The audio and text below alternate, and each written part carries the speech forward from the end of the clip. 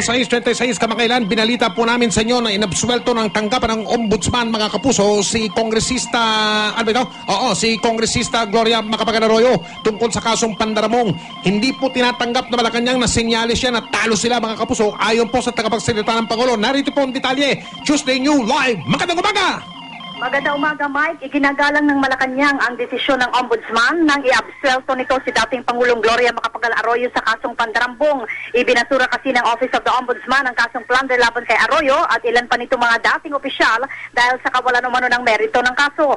Sinabi ni Presidential Spokesman Edwin Lacerda na bilang isang independenteng constitutional body, ginampanan lamang ni Ombudsman Conchita Carpio Morales ang kanyang trabaho.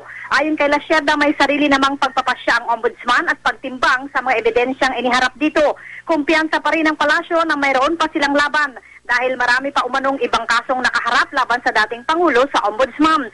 Nagugat naman ang kasong plunder laban kay Ginang Arroyo dahil sa questionabling bentahan noon ng 54.4 na ektaryang lupain malapit sa Iloilo International Airport. Kabilang sa mga na-absuelto ng Ombudsman ay sina dating Foreign Affairs Secretary Alberto Romulo, dating Executive Secretary Eduardo Ermita, dating Finance Secretary Margarito Teves, John Philip Sevilla at Andrew Tan ng Mega World Corporation.